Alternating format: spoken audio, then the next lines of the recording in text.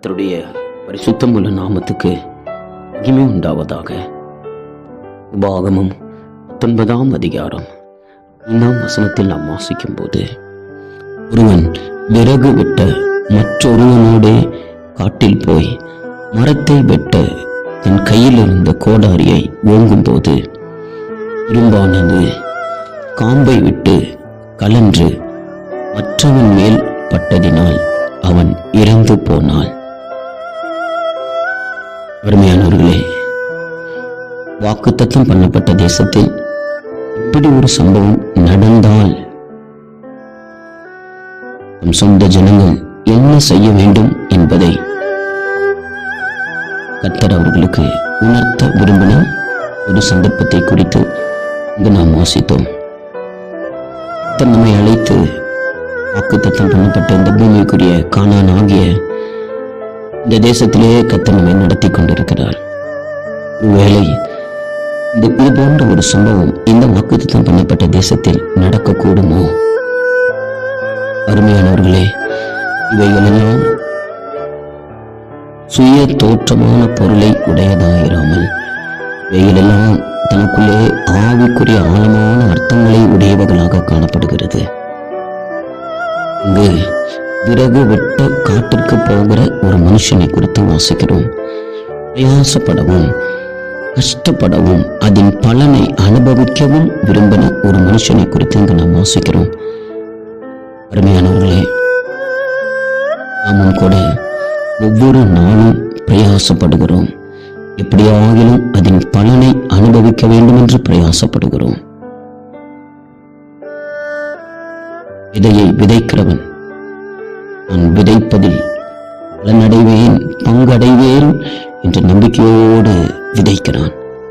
அதுபோல நாமும் கூட பலனை அடைவோம் என்று பிரயாசப்பட விரும்புகிறோம், பிரயாசப்பட்டுக் கொண்டிருக்கிறோம்.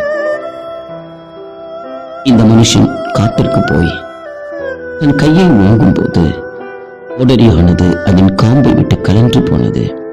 எனவே அவனுடைய பிரயாசம் பலனற்று போனதை நாம் இங்கு வாசிக்கிறோம். அருமையானவர்களே, காட்டிற்கு போய் விறகு வெட்டக்கூடிய ஒரு மனுஷனுக்கு ஒரு ஆயுதம் அவசியமா இருக்கிறது.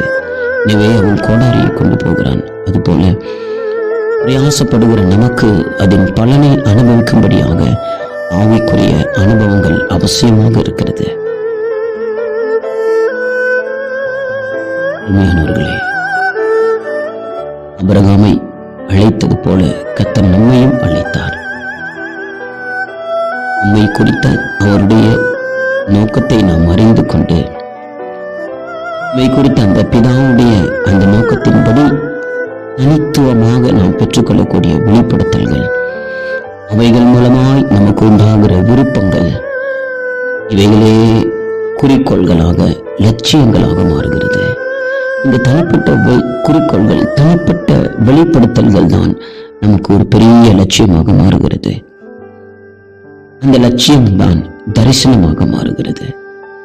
அருமையானவர்களே, இங்கு அந்த மனுஷன் காட்டிற்கு கொண்டு போன ஆயுதமாகிய அந்த கோடாரி இந்த பாதையிலே பலனடையும்படியாக நமக்கு கொடுக்கப்படுகிற தரிசனத்தை குறிக்கிறது.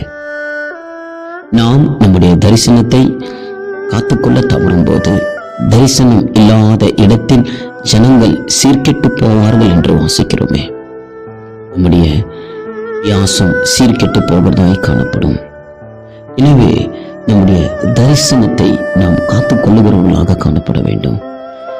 நாம் என்ன செய்து கொண்டிருக்கிறோம், நாம் எதற்காக பிடிக்கப்பட்டோம் என்பதை குறித்த ஒரு சரியான தரிசனம் நமக்கு அவசியமாக இருக்கிறது.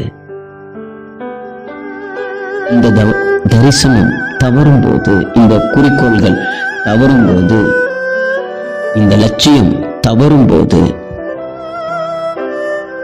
நாம் நம்முடைய பலனை இழந்து போகிறோம். அருமையானவர்களே, நம்முடைய லட்சியம், நம்முடைய குறிக்கோள், அந்த கோடாரி போதும் பாதுகாக்கப்பட வேண்டியதாக இருக்கிறது. நம்முடைய லக்கை நாம் புதுப்பித்துக் கொள்ள வேண்டும். இந்த பூமிக்குரிய ஆசீர்வாதங்களுக்காக மட்டும் கர்த்தர் நம்மை அழைக்காமல், கிறிஸ்துவுக்குள் புதுப்பிக்கப்பட்டவர்களாய் ஒவ்வொரு நாளும் இந்த ஓட்டத்தை ஓடி, ஓட்டத்தின் முடிவிலே நம்முடைய பலனாகிய நித்திய ஜீவனை சம்பாதித்துக் கொள்ள வேண்டும்.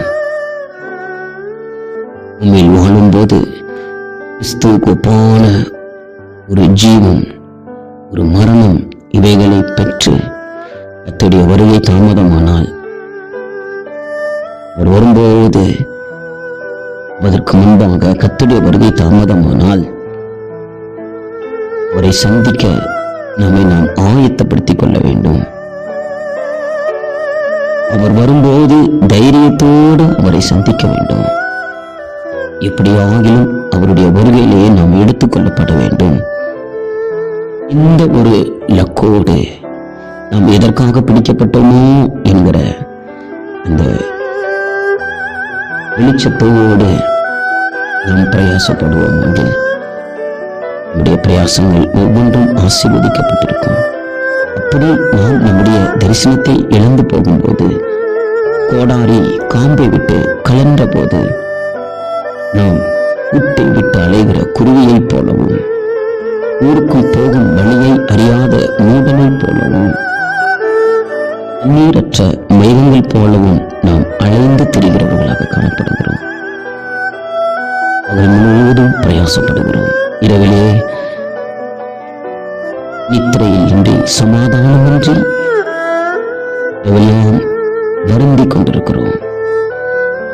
அருமையானவர்களே, நம்முடைய இலக்கு, நம்முடைய நோக்கம், நம்முடைய தரிசனம், இவைகளை நாம் புதுப்பித்துக் கொள்வோம்.